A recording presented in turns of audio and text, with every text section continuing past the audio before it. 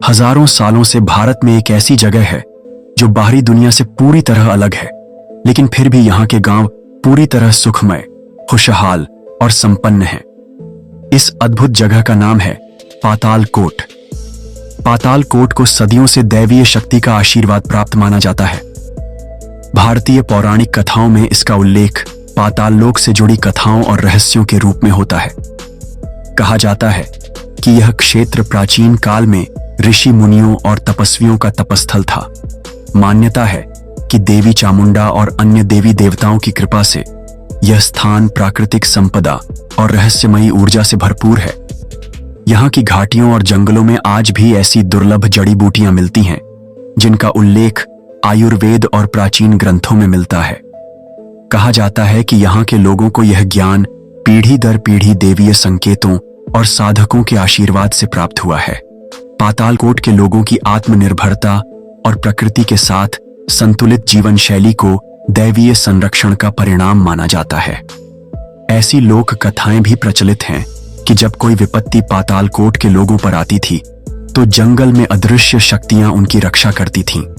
पहाड़ों के नीचे बसे इन गांवों को दैवीय ऊर्जा से घिरा हुआ स्थान माना जाता है, जहां सूरज की किरणें देर से पहुंचने के बावजूद हरियाली और जलधाराएं कभी खत्म नहीं होती। यहाँ के लोगों का मानना है कि उनका यह क्षेत्र एक देवभूमि है, जहां कुदरत का हर हिस्सा किसी न किसी शक्ति का प्रतीक है। इस दिव्यता के कारण पातालकोट का समाज आज भी आधुनिक दुनिया से अलग रहते हुए आत्मनिर्भर और समृद्ध बना हुआ है। भारत के मध्य प्रदेश में छिंदवाड़ा जिले से 75 किलोमीटर दूर सतपुड़ा की पहाड़ियों के बीच 1700 फीट नीचे बसा पातालकोट एक अद्भुत आत्मनिर्भर गांवों का समूह है। 79 वर्ग किलोमीटर क्षेत्र में फैले इस क्षेत्र में भारिया आदिवासी समाज के लोग रहते हैं। यहाँ पर टोटल 12 गांव है और इन 12 गांवों के लोग अपनी जरूरतें जंगल से पूरी करते हैं और केवल नमक खरीदने के लिए बाहर जाते हैं। पातालकोट के गांवों तक पहुंचना कभी बेहद कठिन था, लेकिन अब सड़कें बन चुकी हैं। आज भी यहाँ के लोग बीमारियों का इलाज जंगल की जड़ी बूटियों से करते हैं। दुधी नदी और पहाड़ों से निकलने वाली जलधाराएं पानी का मुख्य स्रोत हैं। इस क्षेत्र में ढाक, सागौन, महुआ, आंवला और चिरौंजी जैसे पेड़ बड़ी मात्रा में पाए जाते हैं। यहाँ के लोग जंगल को अपनी जीवन रेखा मानते हैं और उसकी रक्षा करते हुए सिर्फ जरूरत भर का ही उपयोग करते हैं। घर मिट्टी और खपरेल से बने हैं और हर घर के पास छोटा खेत है जहां अनाज और सब्जियां उगाई जाती हैं। यहाँ के गांवों में घटनालिंग, गुड़ी छात्री, घाना, राथेड़ और पचगोल प्रमुख हैं। पातालकोट की अनोखी जीवन शैली इसे आत्मनिर्भरता का आदर्श उदाहरण बनाती है। इन सभी गांवों के खुशहाल और संपन्न होने के पीछे एक अद्भुत और रोचक ऐतिहासिक कहानी छिपी हुई है, जिसे जानना बेहद जरूरी है। तो आइए इस कहानी को विस्तार से जानते हैं। गांव के हर कोने में अजीब सा सन्नाटा छाया हुआ था। लोग दिन में ही अपने घरों के दरवाजे बंद कर लेते थे, मानो अंधेरे का डर उजाले में भी पीछा नहीं छोड़ रहा हो। इस गांव में बरसों से एक तांत्रिक का आतंक था।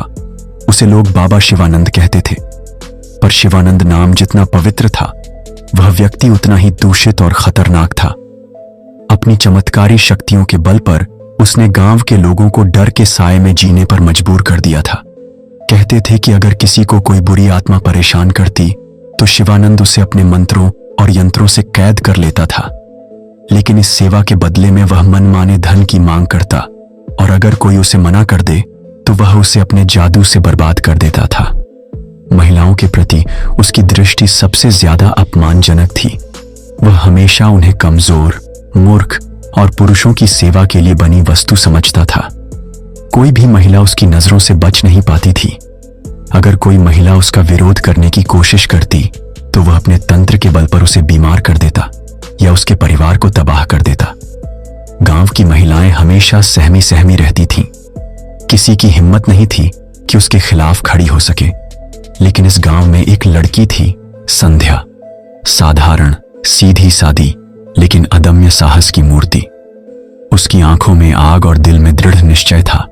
उसने बचपन से ही अपने आसपास महिलाओं पर होने वाले अन्याय और अत्याचार देखे थे, लेकिन वह भी जानती थी कि अकेले वह इस अन्याय का अंत नहीं कर सकती। गांव के बाहरी छोर पर एक प्राचीन और दिव्य मंदिर था, चामुंडा देवी का मंदिर। यह मंदिर अपने रहस्यमय स्वरूप के कारण वर्षों से वीरान पड़ा था। लोग कहते थे कि वहां देवी स्वयं वास करती हैं और केवल उन्हीं को दर्शन देती हैं जिनका मन सच्चा और उद्देश्य पवित्र हो। लेकिन यह भी कहा जाता था कि वहां जाना खतरे से खाली नहीं। इस डर के कारण कोई भी उस मंदिर के पास नहीं भटकता था। संध्या के लिए यह डर कोई मायने नहीं रखता था। उसने फैसला कर लिया था कि वह देवी चामुंडा से शक्ति प्राप्त करेगी और इस अन्याय का अंत करेगी। एक रात जब पूरा गांव सो रहा था, संध्या चुपचाप अपने घर से निकल पड़ी। रास्ते में उसे अजीब आवाजें सुनाई दीं, जैसे कोई उसे रोकने की कोशिश कर रहा हो, लेकिन वह रुकी नहीं। उसके कदम तेज और मन अडिग था। मंदिर के पास पहुंचते ही संध्या को एक अनोखा अनुभव हुआ। हवा में दिव्यता थी, जैसे कोई अदृश्य शक्ति उसका स्वागत कर रही हो। मंदिर के गर्भगृह में प्रवेश करते ही उसे ऐसा लगा जैसे वह किसी और ही दुनिया में आ गई हो। वहां की मूर्ति इतनी भव्य और शक्तिशाली थी कि उसे देखकर संध्या के रोंगटे खड़े हो गए।